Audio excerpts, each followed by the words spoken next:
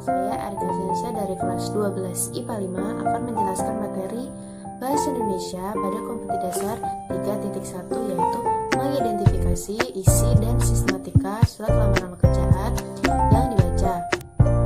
Nah, sebelum itu kita harus tahu dulu nih apa pengertian dari surat lamaran pekerjaan.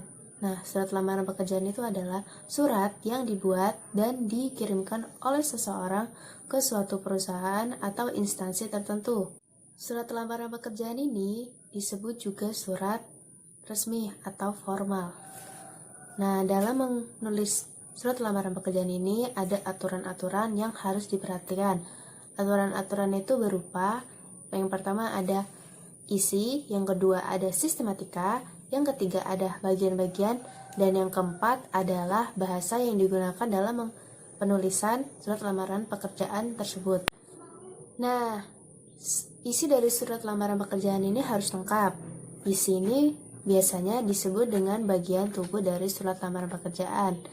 Dan berisi satu, ada pembuka. Pembuka ini berisi tentang alasan serta latar belakang si pelamar dalam melamar pekerjaan. Yang kedua, ada daftar riwayat hidup atau pengalaman si pelamar.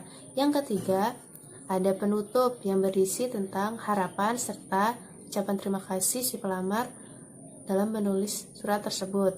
Sedangkan sistematika surat lamaran pekerjaan ini, yang pertama ada kepala surat. Pada bagian ini berisi nama lengkap dan alamat lengkap serta nomor telepon si penulis. Biasanya terletak pada bagian atas sebelah kanan. Yang kedua, ada tempat dan tanggal surat. Pada bagian ini tidak perlu ditulis lagi jika kita sudah menulis kepala surat. Yang ketiga, ada perihal atau lampiran. Nah, pada penulisan lampiran tidak boleh disingkat menjadi LAMP, harus lampiran. Yang keempat, ada alamat yang dituju.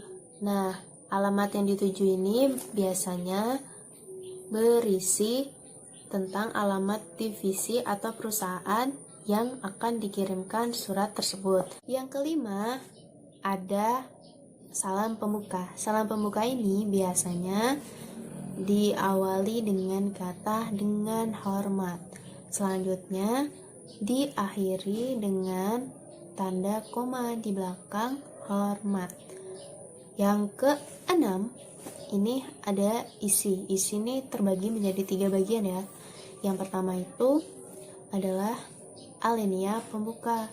Di sini biasanya dijelaskan tentang si pelamar ini ingin melamar pekerjaan dengan sungguh-sungguh serta kemampuan si pelamar. Yang bagian kedua ada isi. Isi ini berisi tentang riwayat hidup serta identitas si pelamar. Yang terakhir yaitu ketiga itu ada penutup. Penutup ini biasanya berisi tentang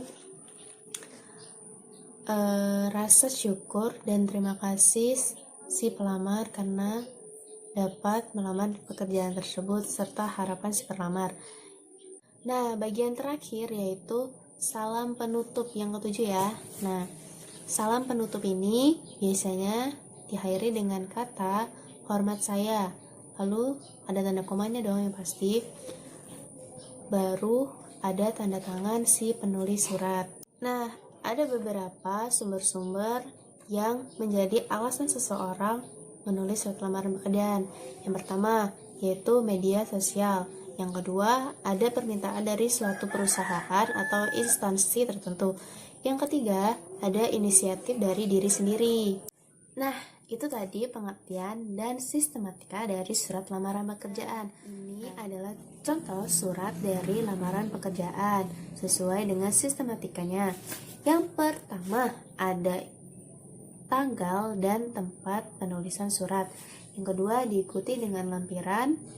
Yang ketiga ada alamat si pengirim yang ingin dituju. Yang keempat ada salam pembuka. Yang kelima ada isi yang terdiri dari 3 bagian. Yang pertama adalah tujuan serta alasan si penulis melamar pekerjaan. Yang selanjutnya ada bagian inti. Inti ini biasanya berisi tentang identitas. Selanjutnya ada penutup. Penutupnya ini harapan serta ucapan rasa syukur dan terima kasih si penulis. Selanjutnya nomor 6. Nomor 6 ini bagian akhir dari surat lamaran pekerjaan, yaitu salam penutup. Salam penutup diakhiri dengan kata hormat saya, lalu tanda tangan serta nama si penulis. Sekian dari presentasi saya. Apabila ada salah kata, saya mohon maaf. Dan kepada Tuhan, saya mohon ampun. Wabillahi taufiq wal